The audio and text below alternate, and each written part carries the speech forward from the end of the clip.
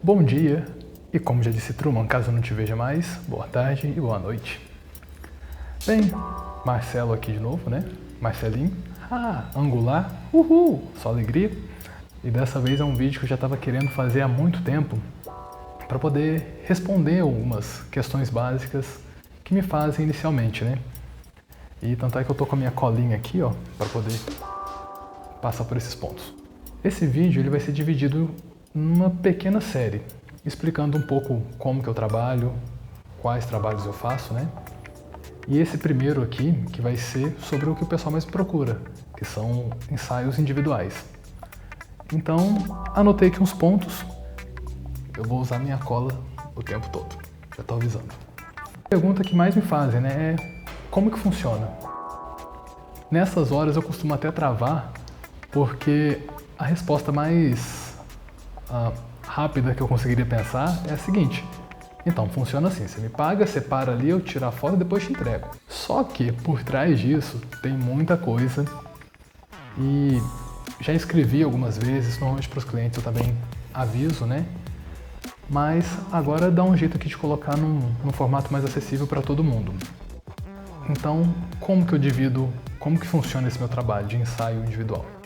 Primeiro, eu divido ele em 3 pontos antes de fazer qualquer coisa, que são as referências da pessoa, o que ela tem vontade de fazer, a escolha do local ou locais, das locações que a gente vai usar, né? E quais acessórios, roupas a gente vai usar. Com esses 3 elementos em mãos, aí eu consigo, a partir disso, trabalhar não só as ideias, mas também montar um orçamento mais preciso para cada situação, né? Então, por exemplo, se porventura formos fazer fotos aqui nesse lugar, onde eu estou aqui, que é a sala de onde eu moro, eu vou ter um trabalho, uma produção, um custo até, né? Dependendo da situação. Se a gente for fazer fotos fora daqui, no meio do mato, em outra cidade, os custos vão mudar. Então eu preciso ter essas informações previamente, né? Para poder passar um orçamento mais preciso, mais pontual para cada situação. Então vamos agora para o primeiro ponto, né, que eu comentei, as referências. Esse para mim é um dos principais, porque a partir desse que eu vou começar a entender um pouco sobre a pessoa, o que que ela quer, o que que ela acha bonito, o que que eu vou poder fazer para ela. Então, nessas referências, o que eu gosto de saber da pessoa é o máximo possível, na verdade em todos os pontos, mas nesse, o máximo possível de referências imagéticas, preferencialmente. Isso quer dizer que a pessoa tem que me enviar fotos? Não necessariamente. Ela pode me passar, por exemplo, músicas que goste, que a partir das músicas eu consigo imaginar situações ou do que ela gosta, né, um pouco assim. Filmes ou cenas de filmes, clipes, fotos minhas ou de outras pessoas que ela tenha visto pela internet aí e falar: Marcelo, eu gosto de uma coisa nessa pegada. Tá, me mostra para eu poder conseguir enxergar. Digo isso porque se eu só perguntar para a pessoa e ela for tentar me explicar em palavras, é uma coisa bonita, mas complicada. Porque da mesma maneira que eu posso definir aqui uma cadeira só falando, cada pessoa pode imaginar uma cadeira de um formato diferente, de um tamanho diferente, de uma cor diferente.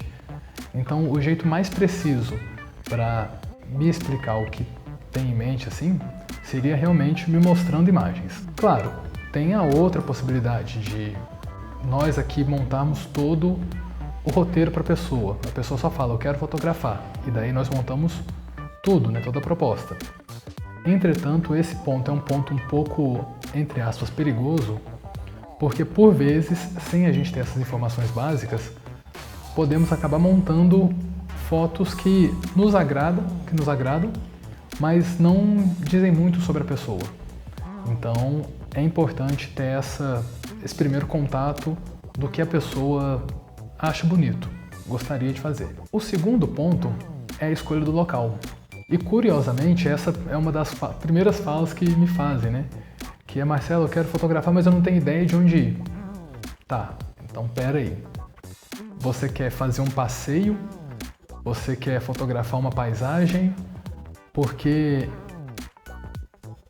tanto essa preocupação com o local? Eu até já escrevi, tem no meu site, acredito que eu já lancei algum vídeo sobre isso. E é o seguinte, eu não preciso de um local bonito. Não é tão interessante um lugar, na verdade, entre aspas, né, bonito. Porque eu não quero que qualquer pessoa olhe aquela foto que nós fizemos e fale: nossa, que lugar bonito. Porque eu não estou fotografando a paisagem, eu estou fotografando a pessoa num contexto. Então, o que eu preciso do ambiente, do local escolhido, é que seja um local que some a imagem, a personagem que a pessoa vai estar representando ali. Então, o local bonito vai ser a pessoa que vai fazer ele, na verdade. Não é nem o local que vai deixar a foto bonita. Já fotografei várias vezes, aqui mesmo, nessa mesa, no sofá aqui de casa, no banheiro, no meu quarto, na garagem. E são todos lugares que não tem a estética, não tem a, entre aspas, beleza que um pôr do sol tem, que um campo gramado, florido teria, talvez, né? Só que, dadas as propostas que nós trabalhamos aqui, foram todos espaços totalmente utilizáveis. Então, a escolha do local vai ser feita basicamente com base no ponto anterior, né? Que era das referências. Então, se a pessoa gosta mais de fotos ao ar livre, de paisagem não, mas com sol, no gramado, com árvores, então buscaremos um local que se adequa a essa ideia. Se a pessoa gostar de ambientes mais urbanos, procuraremos locais que dizem respeito a isso. Só que não tem como chegar na questão da discussão do local sem antes passar pelo ponto anterior, né, das referências. Ok, com o local definido, chegamos no terceiro ponto, que é referente às peças, acessórios, roupas que a pessoa vai usar ou não.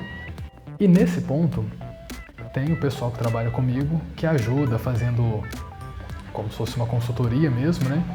Então eu converso com essa pessoa, discuto direitinho o que a gente vai fazer, como e onde, e essa pessoa entra em contato com o cliente, com o modelo, para ver o que a pessoa já tem ali no guarda-roupa mesmo, para a gente poder usar.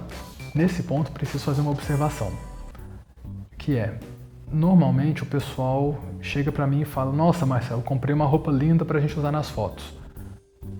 É uma das piores coisas que eu ouço, sinceramente, porque a pessoa acaba comprando roupas ou peças ou qualquer coisa sem ter essa visão que eu acabei de dizer dos pontos anteriores. Por vezes a pessoa comprar um vestido florido, que seria muito bonito para ela passear numa orla da Bahia, por exemplo. Só que não se encaixa nem um pouco a proposta que a gente desenhou, que a gente observou da pessoa. Então são elementos totalmente contraditórios. Então, nesse caso, se for para comprar qualquer peça, qualquer acessório, espere que a gente entre em contato com você e nós mesmos falaremos: olha, você tem alguma coisa assim, assim, assim para a gente usar? Se não, você poderia comprar uma coisa assim, assim, assim? O gasto que você teria numa roupa dessas poderia ser convertida em outra parte do nosso trabalho, né? Tanto com locomoção, ou o que eu mais gosto, que é investir na montagem do cenário. Então, assim, no lugar de gastar R$200, R$300 de vez em quando numa roupa, a gente poderia gastar esses R$200, R$300 numa locação, por exemplo, que já passei por locações que o pessoal cobrava R$500, R$600, R$700. Então, é importante que antes de fazer qualquer investimento não pensado, por assim dizer, espere que a gente converse, que a gente explique, que nós falemos mesmo, nós explicamos o que é interessante ter, o que não é interessante ter. Nesse ponto é até curioso, engraçado, não sei, Mas um dos motivos de eu adorar trabalhar com sensual e nu é porque muitas vezes a roupa quase não é necessária. E assim, é um pouco complicado, claro, dependendo da pessoa que a gente vai trabalhar, né? Só que quando eu não tenho a preocupação com as roupas, ou não tenho que preocupar como que as peças da pessoa vão se encaixar naquele cenário, naquela proposta nossa, eu tenho um elemento a menos para pensar. Então a gente consegue ter um trabalho, vez ou outra, mais sensível, só porque estamos trabalhando totalmente com a pessoa e a interação dela com o espaço, sem preocupação do que ela está vestindo naquele espaço.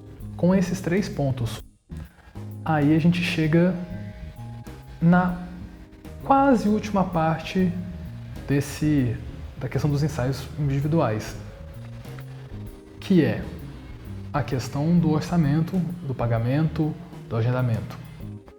Na verdade, o conjunto desses últimos pontos são o último ponto, né? Uma coisa que a gente não faz, que já fizemos algumas vezes, mas por vários motivos acabamos mudando como trabalhar, né? Então hoje, quando a pessoa já chega pra mim falando o que você pensou pra mim, eu não pensei em nada. Eu acordei, eu pensei em fazer meu café, eu pensei em ser feliz apenas. Eu não pensei em nada, eu não tenho nada na cabeça para oferecer para todo mundo assim quando me perguntam. Inclusive, o trabalho de pensar já é um trabalho. Então, quando a gente começa a pensar, já começamos a contabilizar ali no trabalho. Esses outros pontos que eu discuti atrás, eles são um pensamento básico que nós fazemos para daí poder montar um orçamento e apresentar para a pessoa. Mas qualquer ideia de como vai ser feito com detalhes só será passada depois do pagamento. Digo isso porque também já passamos por situações em que explicamos para a pessoa o que seria feito, ela cancelou o serviço antes da gente assinar o contrato e eventualmente fez fotos muito parecidas, pelo menos em questão de ideia, mas não na execução, do que a gente tinha proposto com outra pessoa.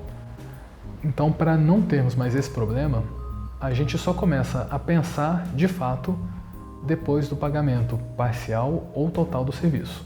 Inclusive, as formas de pagamento que trabalho hoje são Pix, depósito ou transferência bancária, ou pagamento online no cartão, que aí pode ser dividido em até 12 vezes, mas com os juros, né? Então a gente não tem controle sobre os juros porque vão variar de acordo com o número de parcelas que a pessoa escolher. Só que, ainda assim, se o serviço for um serviço de 250, 300 reais e a pessoa quiser parcelar em 12 vezes no cartão, sem problema nenhum. Se o serviço for um serviço de R$2.000 e a pessoa quiser parcelar também em 12 vezes o cartão, não há problema nenhum. Se a pessoa optar por pagar por Pix, transferência, depósito, nesses casos é possível parcelar em até 2 vezes, sendo que uma parte é antes do serviço, né? Uma parte ou o valor total, e o restante para finalizar até o dia do ensaio, até o dia das fotos. Caso seja necessário fazer alguma mudança na data do ensaio, também é totalmente possível, desde que avisado com antecedência. Então, avisando num prazo de até 7 dias antes do ensaio, não será cobrado nenhum valor a mais depois para reagendamento. Entretanto, se o aviso vier com um prazo menor que esses 7 dias, a gente pode sim remarcar, mas o valor que já foi investido não será devolvido. Entretanto, ele ficará ali reservado para quando a pessoa quiser fotografar novamente, sendo que aí ela vai ter que pagar só pela reserva de uma nova data, que o valor varia de 100 a 120 dependendo da data escolhida. Uma outra coisa também que costuma acontecer nessa situação de reagendamento é caso esteja chovendo. Acontece que quando a gente começa a pensar já na estrutura do ensaio da pessoa, depois de daqueles 3 pontos analisados anteriormente, eu já gosto de deixar mais ou menos preparado na minha cabeça alternativas para caso, se a gente pensou as fotos com sol, alternativas para se no dia estiver nublado ou estiver chuvoso. Se pensamos nas fotos no dia chuvoso, já penso em como a gente pode fazer caso não esteja chovendo, que inclusive já me aconteceu isso, à noite. Foi trabalhoso, mas foi muito bom. Então, mas nesses casos, que são referentes ao tempo, a gente permite sim que faça um reagendamento até no dia, né? Então, por exemplo, marcamos um ensaio para hoje e tá chovendo, a pessoa acha melhor mudar a data, vai ser melhor para ela a gente mudar? Ok, sem problema nenhum, e nesses casos não haverá cobrança de novo agendamento. Mas quando não for por motivos explicados ou num prazo de tempo muito curto, haverá sim essa cobrança. Olha, vou terminar esse vídeo por aqui, porque eu acredito que ele ficou até um pouco mais extenso do que eu havia planejado. Mas acredito que eu tenha passado pelos principais pontos referentes aos ensaios individuais. Então, muito obrigado por ter ouvido até agora e aguarde os próximos vídeos também falando sobre outros trabalhos que faço, ok? Boa noite, daqui para frente é só alegria, sucesso, paz, tchau.